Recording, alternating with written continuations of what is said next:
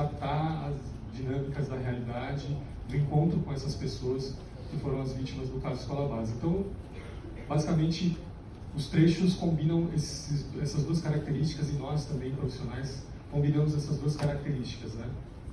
Os momentos do documentário que foram roteirizados previamente, né, com um planejamento de que eles poderiam render um resultado interessante na tela, e momentos em que a gente se abriu ao imprevisto e o próprio encontro do Valmir com essas pessoas depois de tantos anos é um desses momentos.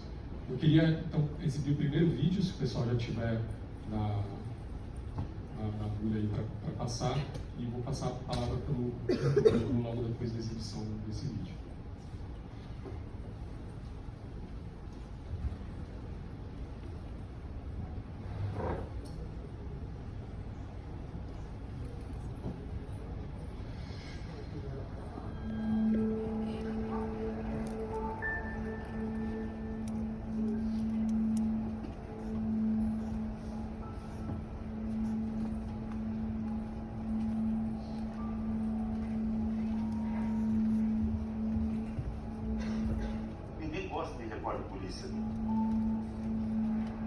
Nem a própria polícia, nem as pessoas que estão envolvidas em um crime grave, num assassinato, por exemplo.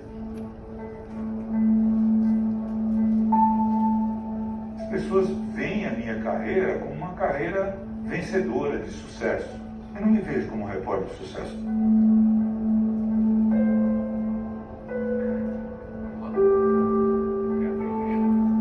Agora eu vou voltar para uma... Boa tarde, pessoal, tudo bem? Tanta coisa acontecendo que ainda não consegui parar aqui para falar com vocês, mas já participei de 2 eventos aqui hoje. Estamos fazendo uma pausa para almoçar. Agora 2h30 volta. Vamos lá, o primeiro foi a palestra sobre o documentário Escola Base. Para quem não assistiu, eu compartilhei aqui, tá? Tá disponível no Globoplay. É a única plataforma que tem o documentário. E é assim, incrível, incrível. E nos faz refletir o quanto é importante você analisar tudo aquilo que você compartilha. E a gente tem aí o nome de um grande repórter que sofre as consequências até hoje de uma reportagem que ele produziu, que ele fez. Enfim, gente, é punk, incrível. Eu amei participar aí dessa palestra e ouvir o que eles tinham a dizer. E também agora acabei de participar e também participei da oficina sobre criação de conteúdo para Reels e TikTok. Agora, 2h30, tem a segunda parte dessa oficina. Também muito bacana, muito interessante, muita dica, muita coisa que assim a gente nem imagina que possa ser usado, né? Então é isto. E depois, no final do dia, o homenageado desse congresso, né? O homenageado do congresso desse ano, que é o Caco Barcelos. Inclusive, estou aqui com um dos livros dele. Quem sabe eu consigo um autógrafo. Torçam por mim.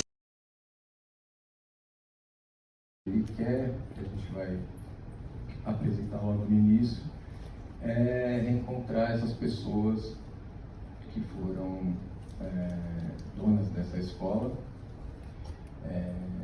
e o que ele realmente precisa é se perdoar. E aí, baseado nisso, tendo essa visão de um roteiro de drama clássico, fica muito claro que o protagonista é o Valmir. Então,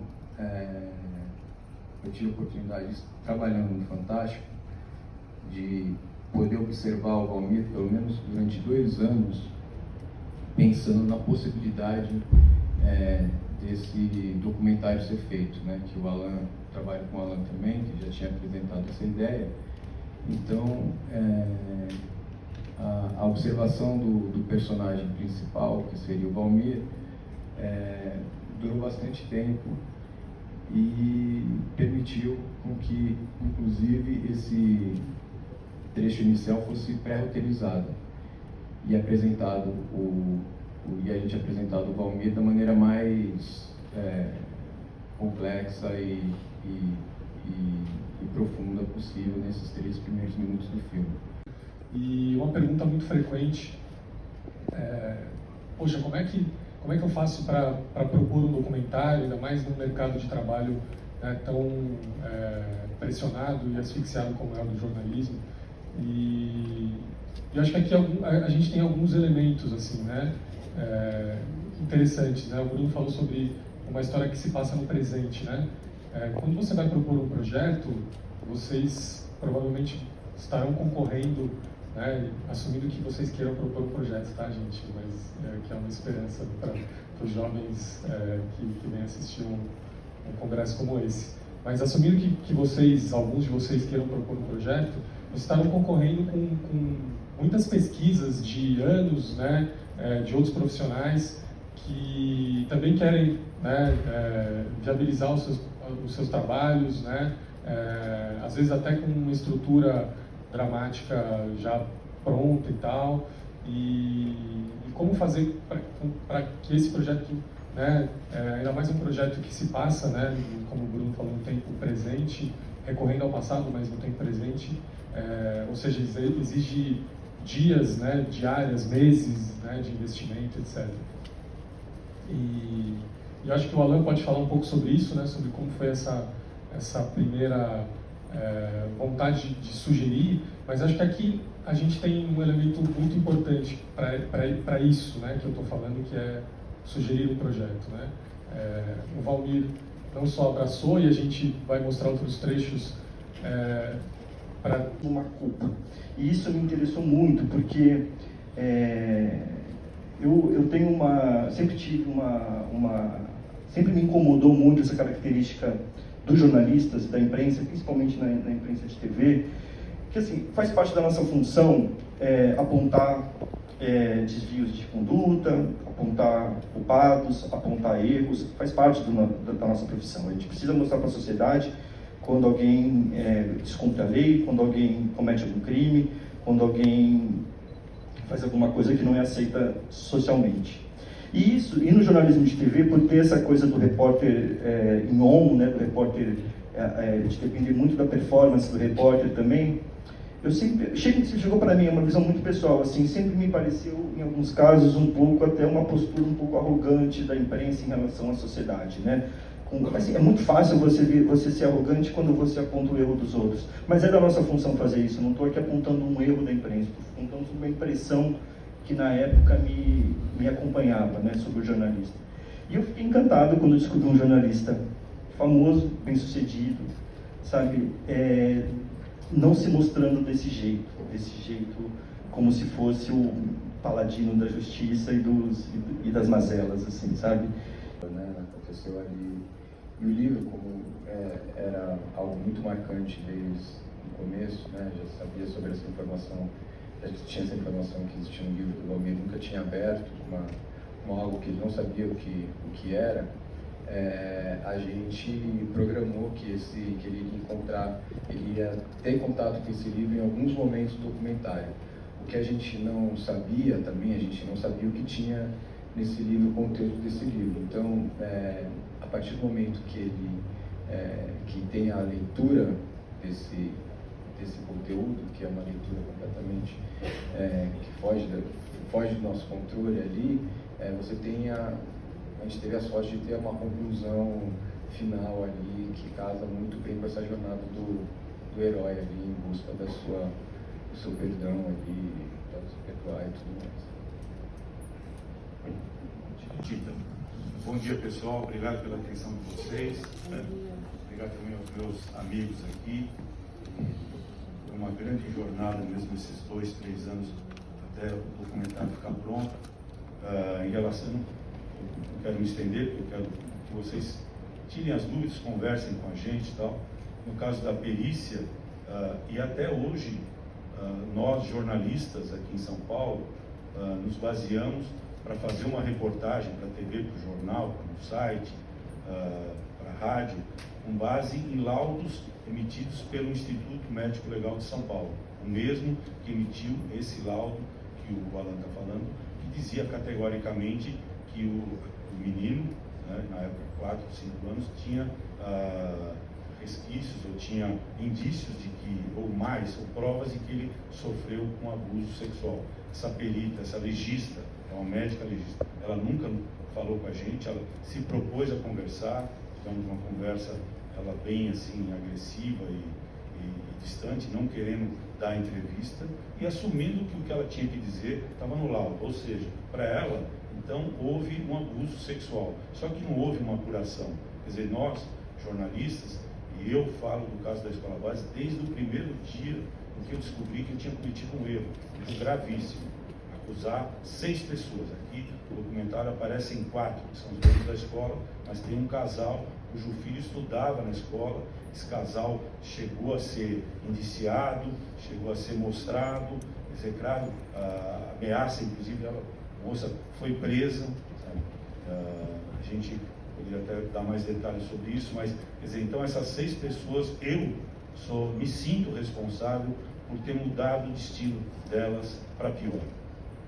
Eu tenho contato com bastante todos esses casos que ele cobriu, mas para mim, o caso da Escola Base, não estou sendo aqui, sabe, fazendo o papel de vítima, não, é um caso que me marcou e me marca profundamente. Quando eu descobri que eu tinha cometido um erro, como se eu tivesse cometido um crime, e eu cubro o crime há 45 anos, quando eu fico frente a frente com alguém acusado, fico imaginando, eu me coloco no lugar, poxa, eu cometi um crime de matar, de roubar, sabe? E a pessoa não assume aquele crime diante de provas e quer se defender um direito dela de dizer que a acusação é injusta. No meu caso, não. As acusações que foram feitas pelas 4 pessoas, os donos da escola, eu acho extremamente justo. Eu acho que eu cometi um erro e mudei o destino dessas pessoas, como eu disse aqui.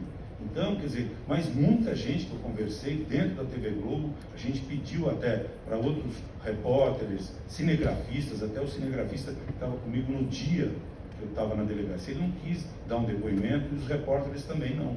E o Robson, ele também achava que eu não devia abordar esse caso, se eu tinha feito outras matérias importantes que tiveram aí um reflexo positivo para a sociedade.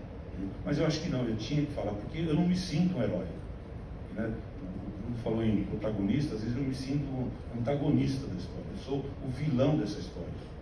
Porque eu poderia ter impedido que essa história fosse pro ar sem uma apuração mais profunda. Né? E levei, quer dizer, não posso dizer que induzi os outros jornalistas ao erro, eles também tiveram oportunidade de fazer uma checagem mais profunda antes de dar a notícia, antes de embarcar nesse erro que houve por parte da perita. Eu queria exibir só um último trecho, que é um trecho talvez dos mais... que foram muito importantes, e foi muito difícil apresentar esse material para o Valmir. Esse relato da tortura que o Iko Shiro faz é muito forte e o Valmir não tinha conhecimento. E para a gente, tomar essa decisão de mostrar uma coisa muito sensível com a câmera ligada é uma decisão difícil, mas que a gente tem que pensar que para o documentário é importante que o registro seja feito dessa primeira impressão do Valmir em relação a esse material. Né? Eu poderia ter falado, olha, Valmir, tem um material aqui e a gente tem colocado na edição, mas ao decidir fazer isso gravando, a gente teve um impacto que, obviamente, não é nada confortável. O Valmir é uma pessoa muito querida, mas a gente tem que ter um certo distanciamento também para conseguir mostrar as coisas para o documentário.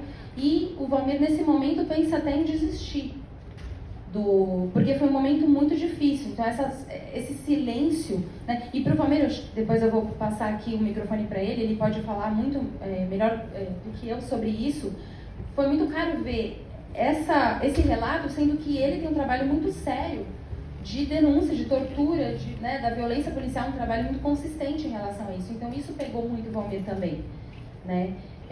Então, é difícil, mas foi necessário.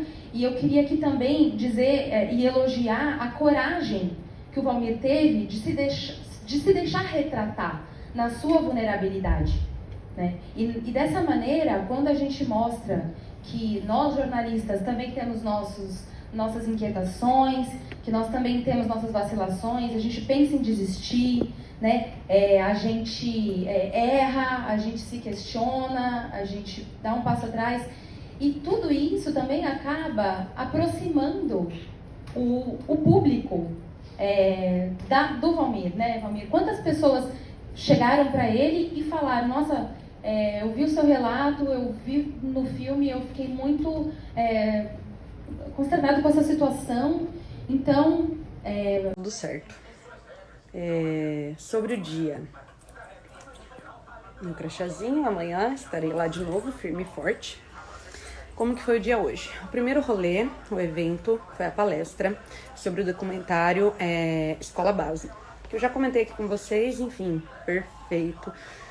Deu assim para fazer uma reflexão maravilhosa sobre muita coisa, principalmente porque hoje em dia, na internet, todo mundo parece ter lugar de fala, né?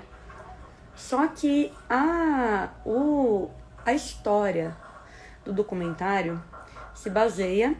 O documentário, ele se baseia na história de uma reportagem que o Valmir Salaro fez há muitos anos atrás da Escola Base, tá? Eu não vou dar spoiler aqui, porque eu acho que vale muito a pena assistir o documentário.